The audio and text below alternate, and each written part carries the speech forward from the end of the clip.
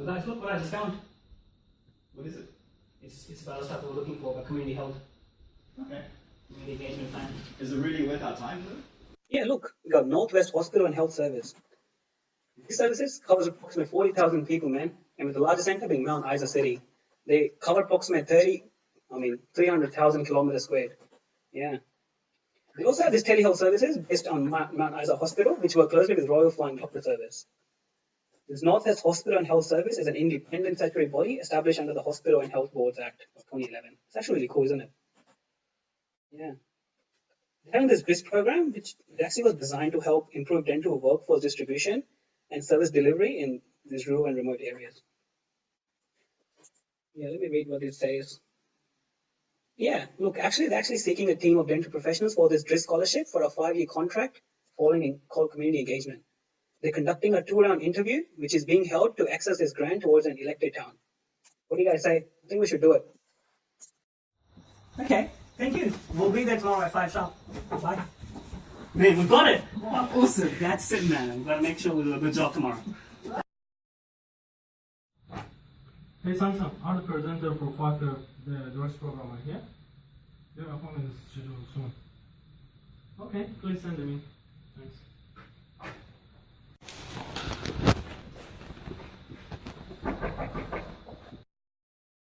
Yeah, the area is huge and the population is so small, so it's not always possible to provide all the services the population requires effectively and efficiently. I've heard that the NWHHS has recently added an extensive program of specialist outreach health services as well as telehealth services based out of Mount Isa Hospital, and that's exactly the kind of progress we want to see in a town like Normanton. Yeah, we also know that your organisation works closely with the Royal Flying Doctor Service. That's right. But isn't it that the residents still face many difficulties in accessing primary healthcare? Yeah, that's right. Sorry, I have to take this. Hello? Yeah, please send Mr. O'Brien.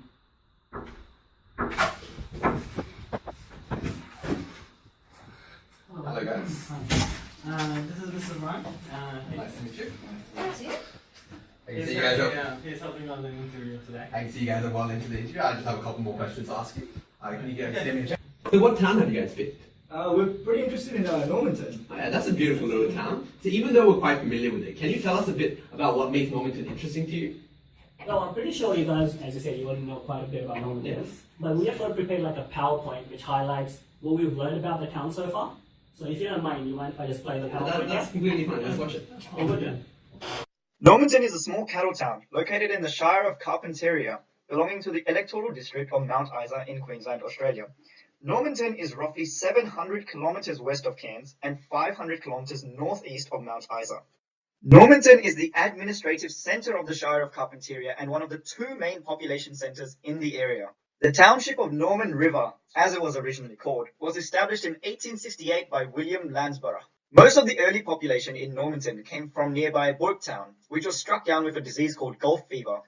At this time, there were reported to be 7 Aboriginal communities in the area, but the development of pastures disturbed traditional territorial boundaries and violence ensued. As a consequence, the Aboriginal population declined, and there are only 3 tribes in the area today. In the 1880s, gold was discovered in nearby Croydon, which resulted in substantial population growth. However, this was short-lived, and the population declined shortly thereafter.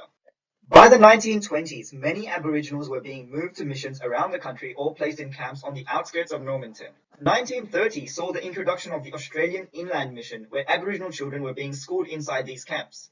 This program was continued for 26 years. In the early 1970s, the government started providing housing for the Aboriginal community in town after the camps became plagued with sanitation and social issues. In 1995, the Normanton Aboriginal Land Trust was established to hold land granted under the Aboriginal Land Act of 1991 for the benefit of Aboriginal people. According to the 2011 census, Normanton's population is 1,468 people, of which 50.9% are male and 49.1% are female. The town has an Indigenous population of 697, which is 47.5% of the community. This Indigenous community is 46.5% male and 53.5% female. 78.7% of the Normanton population consists of people born in Australia. The median age group in Normanton is 25 to 34, which makes up 16.3% of the entire population, followed by the 45 to 54 age group at 15.5%. There are only 27 individuals aged 75 plus in the town and only 3 aged above 85, all of which are female. The town has a large youth as well, with 29.6% of all citizens aged between 0 and 19. The main school in Normanton area is Normanton State School, which provides education from prep to year 10. Enrollment in the education system in Normanton is lower across primary, secondary and tertiary levels when compared to the rest of Queensland and Australia. Most Normanton males are employed in agriculture, forestry and fishing across all age groups. On the other hand, most females work in education and training, as well as healthcare and social assistance, suggesting that many local healthcare workers would be female. The median weekly family income for Normanton is $1,856, which is lower than the Queensland and national average. Normanton had an unemployment rate of 5.5% in 2011, lower than the Queensland and national rate at the time. So as you can see, we've done extensive research into the topic, and we are quite enthusiastic about working in remote areas such as Normanton. What's really crippling the oral health in such areas is the workforce maldistribution. Our dental professionals face unique challenges based on the geographical location, whether it be rural or urban. We think Normanton is an ideal location for the use of our services because the town itself and its people, especially the Indigenous population, has suffered administratively and politically for years. With such a large Indigenous population and such a strong history, like we just saw, it's apparent that the Indigenous population has strong reasons to be wary of any authoritative figures that come in, and so we must account for this with any oral health promotion programs that we eventually conduct. And also the isolation of the area itself also makes it hard to access any services outside the limited scheduled outreach services, and it doesn't allow a preventative regular checkup model to be implemented. We believe that Normanton is the ideal location for our services, and we would be very interested in accepting this scholarship and the funding to pursue our vision. The geographical isolation that Normanton faces creates plenty of issues in terms of transportation for the general public. I mean, the nearest city, Mount Isa, is 500 kilometers away, which is a great distance. In terms of transport, that can take about 5 hours drive along the Burke Developmental Road, which is the sealed road along that area. An easier option might be to fly, and I think Rex Airlines has flights from Normanton to Mount Isa for an average of about $400 fares. Yes, I don't interrupt. So Normanton has actually benefited from the sealed airstrip off Normanton Airport, which allows year-long access to the community. Access to Cairns from Normanton actually involves a network of sealed and unsealed roads along the Gulf Developmental Road and can take around 8.5 hours by driving. However, a common issue for individuals traveling in and out of Normanton is actually during heavy rainfall, where there are chances of floods and people are forced and it can cause pretty much roads to close. So what would an option available for those who can't afford flights, who don't have cars? Well, there are government subsidized long distance coach services that travel from Cairns to Normanton. This service is offered 3 times a week through its Trans North bus and coach services. However, bookings need to be made in advance, so you need to know, you need to plan it out. really hard.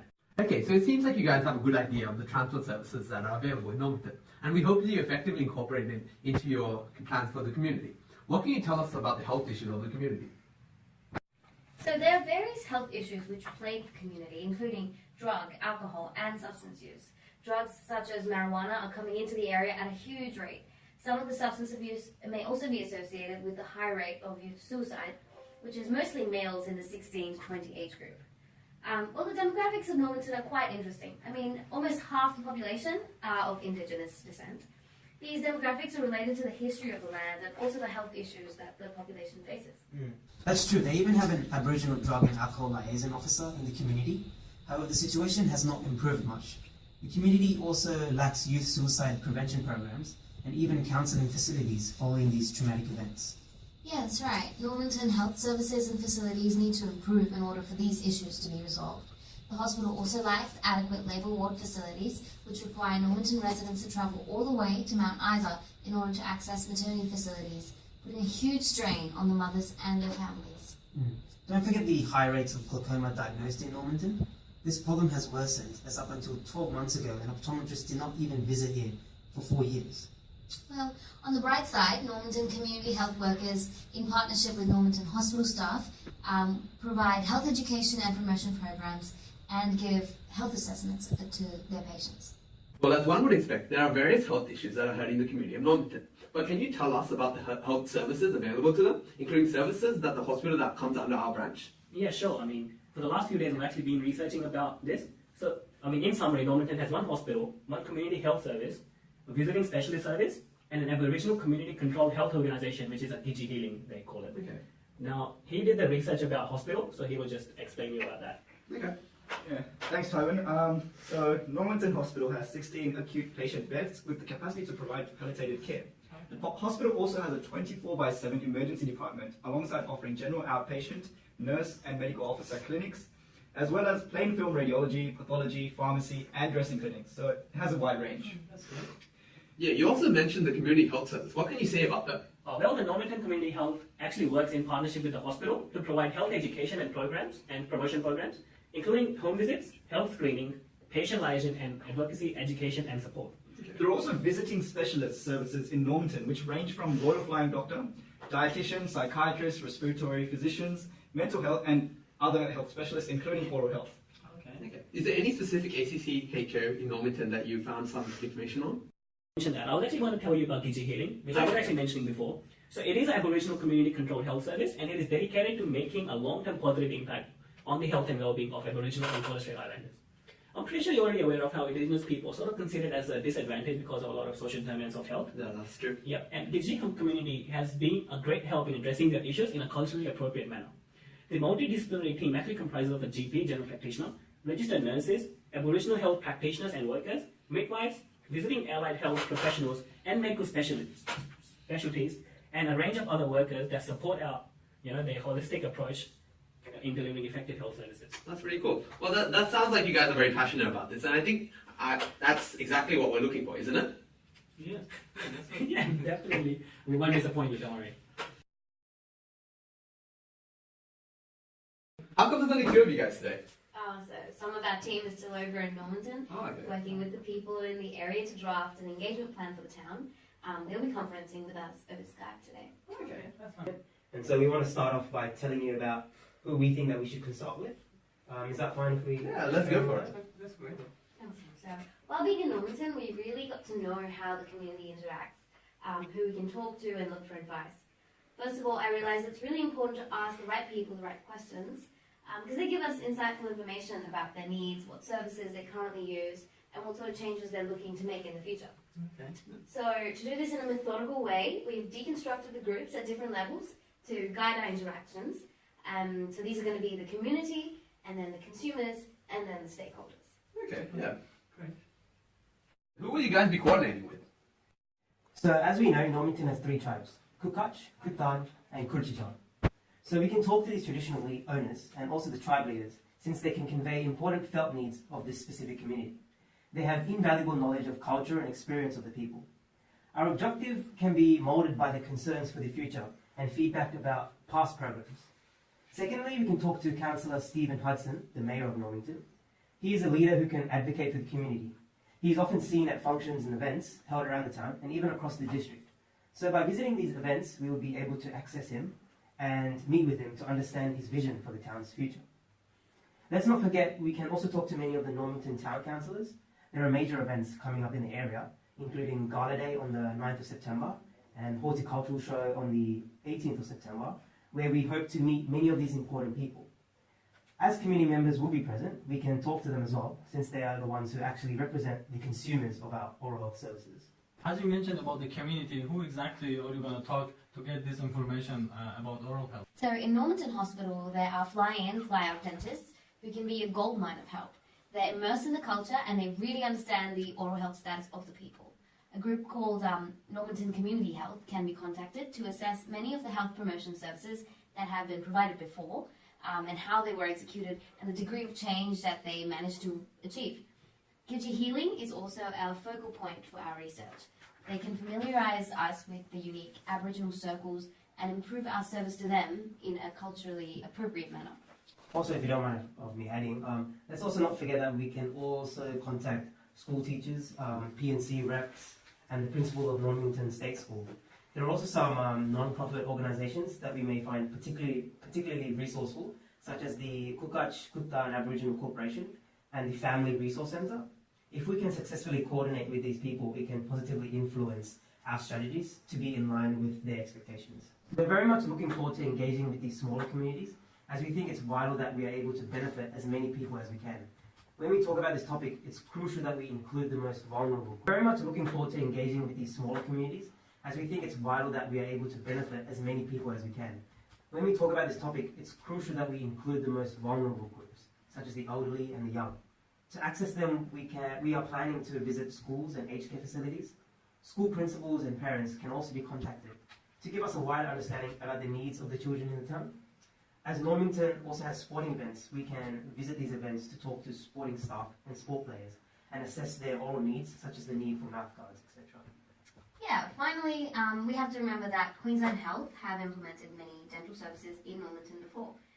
Therefore, we can plan to contact them and use their experience about resources and the infrastructure they used, which can be a great help to us. We can also contact Normanton Town Council to see if they have any information about the past community engagement plans.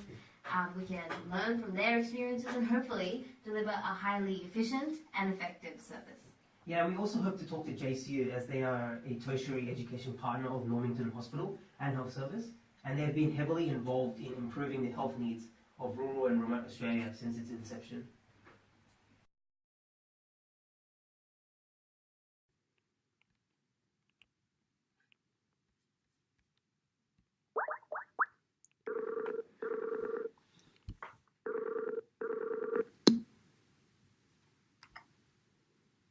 Hey guys, can you see Hey us? guys, how are you? Hey Hey, yes, we can guys, see you. how are you? Yeah, Pretty good good. thanks. How are you? How is Yeah, the good. weather in Normanton? Yeah, it's a bit chilly tonight, but it's been not too bad. I've been enjoying it so far. Yeah, pretty similar to Cairns, I would say. Yeah. Oh, that's That's pretty cool. great, That's that's great. great. So let's get started on today's conference. So about the engagement plan. So firstly, can you tell me a little bit about what it means to conduct an engagement plan? So community engagement is all about planning a two-way process where specific groups and individuals of the community get the opportunity to get involved in the decision-making process about the issues in the area. I think that's true. Community engagement does exactly what it suggests in its name. It engages the people of the community by building their trust so that they can have their voices heard, their views considered, and that they are well informed about the issues that impact on their lives and they are involved in the whole process. Yeah. So let's break down how exactly this engagement can be brought to action. The first step naturally would be to determine what the purpose is in Normanton and then frame our objectives from then onwards. Yeah, that's a great place to start. So what is the guiding purpose of this? Well, our central role is to gauge Normanton's current dental health needs by involving all the community members and engaging them in a culturally safe manner. But to truly understand the community's needs, we need to ask ourselves, what are their felt needs? What are their expressed needs? By using all these findings, we can tailor our resources, time and goals towards what will truly benefit Normanton's people. Now, I completely agree with him. I mean, not only will this make us more effective and efficient in delivering the best service we can offer, but it can actually encourage a more preventative approach to health in the long run. Through this engagement, we hope to build a framework that allows for high quality service to be catered for the health needs of the people. I mean, the future of the community can be guided by these sort of projects. It's great to see this vision for the future of the community. I guess that brings us to discussing the specific approach to help you deliver these goals. What might these be? I think the key principles of the community engagement can be broken down into a certain amount of steps. The first thing we need to do is be timely. This is simply about acting in a timely manner and making sure activities do not clash with events such as school holidays or religious festivals. We need to be inclusive, and this refers to making sure that all voices are heard, big and small. For example, minority groups such as the elderly can help shape a well-rounded service approach. Thirdly, we need to be responsive. Here we commit to responding to feedback in an open and transparent manner. Ultimately, what we're trying to do is intimately understand the issues of the people in the area. We also want to be reaching out and making sure we engage with those groups that are hard to reach, such as the remote community around the region. Next, it goes without saying, we try to be sincere, honest, and meaningful in our practice. While also ensuring that we make sure that people's privacy and confidentiality is respected, as this is very important. And thinking about how we can ultimately add value to the community and leave it in a better place than when we started. Next, we should outline how there are 3 levels of community engagement. These are informing, consulting, and collaborating. All these levels offer their own advantages and disadvantages, but it's best if strategies are chosen from each level to ultimately create a holistic plan of action. So, how will you approach the first level of informing? Firstly, informing provides the public with information that is balanced and objective so that we can assist them in understanding what the problem actually is, but our alternatives may be to correct it, and then the possible solutions. This is based off one-way communication, so it tends to be harder to reach a lot of people and to ensure the interests of all our stakeholders are properly represented, especially those in hard-to-reach places. So now we'll just talk about like how we're going to undertake this in Normanton as well. Yeah, of course. Well, the town is really famous for holding outback events, which often attract a lot of the community, as we have seen while we were here. Yeah. So here we have an opportunity to engage with those that may be hard to reach, such as the people in the neighbouring remote areas. We may be able to organise stalls to spread awareness of common dental issues and experiences with attendees of such events. Through direct conversation, information flyers, actively answering questions, and offering resources, we can inform the community of our role in providing help. Most importantly, we can break down the issues to the community for them to fully engage in seeking the solutions. Yeah, and also not to forget the Blake Star Radio. I mean, it's a very popular radio station in Normanton, which can be a very useful engagement tool for us. We may be able to put out messages that inform the public on the activities we're planning and inviting them to have their own say, and of course, using the great platform to provide education on the problems they're commonly facing right now. Health promotion and prevention towards the issues that we have found through research and experience can also be distributed through this radio station. Okay, that's very good. So what about level 2? Okay, that would be engaging through consulting. This is a two-way relationship which involves informing, listening to, and acknowledging concerns and aspirations of the community members. It also involves providing feedback on how public input greatly influences our decisions. This will improve your report, the trust and the respect within the community members, as they will feel their voices are being heard and their opinions actually matter to us. However, over consulting the community, there is a downside. I mean, it can generate ideas which are too difficult to carry out. Yeah, of course, and also we may be able to hold little focus groups and workshops at the Normanton Library to carry out some qualitative research. I mean, this particular setting allows people to discuss ideas in an open and relaxed atmosphere. Alongside this, we may be able to undertake some community forums. Yeah, I mean, so overall, our main aim will be to determine what are the dental needs for the community. And as I said, I mean, this approach may only be for those who are more outspoken and confident enough to speak in front of a larger group and expresses their concerns without misrepresenting the community. We're also thinking of starting a Facebook discussion forum page for the people of Normanton. This method of discussion can help gather information directly from the public regarding the strengths and weaknesses of the community. Such as, we could ask them, are the conditions in their dental clinics good? Do they believe that water fluoridation is a problem, or would they rather have it? What do they feel about the health services that are being provided to them? And what services would they like to see provided to them in the future? Interesting. Consulting is really at the heart of all of this, isn't it? So let's move towards the third level of collaborating. So the final step is for us to collaborate. This process will allow us to partner with the public in each aspect of decision making. Ultimately, it enables them to feel empowered to collaborate and transform ideas that will improve the dental needs of Normanton. At the end of the day, it instills confidence and a sense of ownership within the community members, and knowing they're becoming active participants in the change we're trying to bring to their home. And I would just like to remind you guys that as our team has discussed before, there are a number of advisory communities currently active in Normanton. And we have seen this on our visit. These will be immensely beneficial to us, as these existing groups already have good ties with the community and may already have a wider understanding of what they really need. Now, all we need is to get in contact with the Normanton Town Council and try to start up a community oral health group. This health group can hold monthly meetings at the recreation centre and work together in these existing groups. Yes. And as I was talking before, I mean, in order to further enhance the collaboration, we can have a roundtable discussion with the current stakeholders that we've already spoken with. This is going to be a good idea, as it encourages open discussions about real issues faced, and with more minds working together, a positive change we can hope for. However, we are aware that this process will require great preparation and organization, as well as more resources and funds.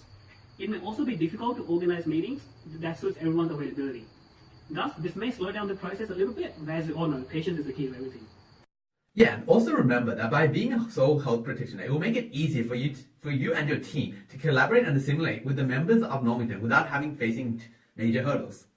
And do you think that you will face any major difficulty, and how will you manage them? One major hurdle that does exist, and we can easily identify, is trying to engage with the large indigenous population in Normanton. I think 48% of Normanton is indigenous, so it is of utmost importance that we engage and practice in a culturally safe manner.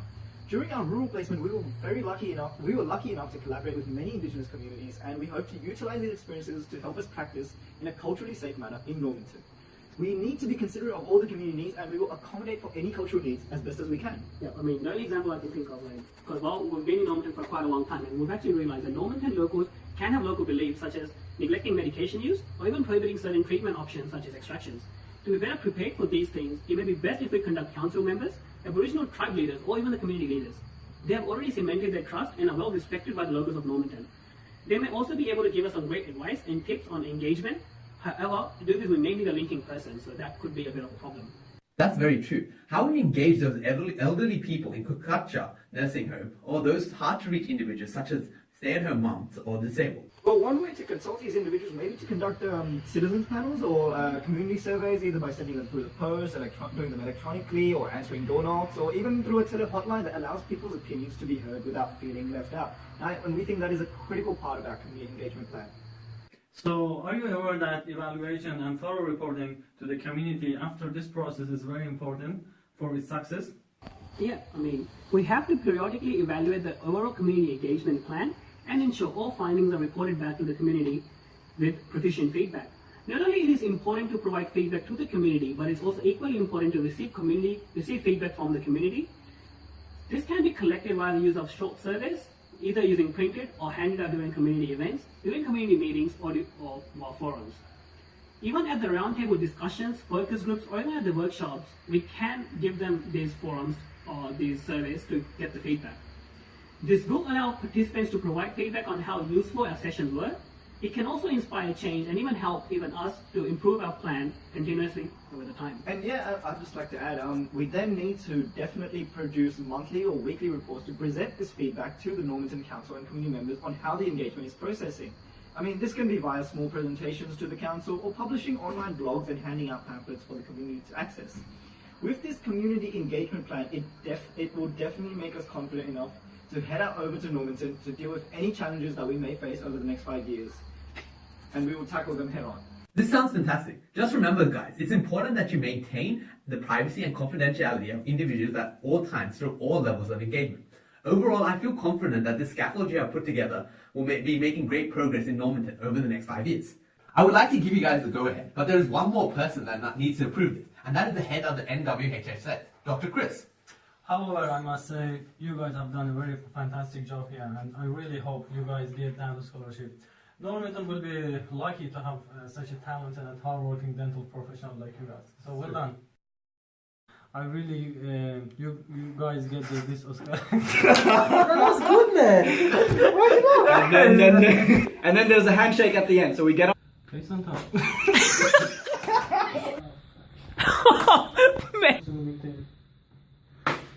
It's nice. Okay, we need to do that. Cut. Come on down, come. Yeah, cut. Cut it. So we gotta stop right now. Okay, it's fine. B, bro. Cut. And never. Things from Normanton involves from a seal. Oh, part of the name. Kukach, Kutan, and Kuricha. As you Kukach, Kutan, and Kurichaja. Hey guys, good evening. Hey, good evening, guys. Ah, there's only 2 of you guys today. Do we have to say good evening as well? Cut the shot.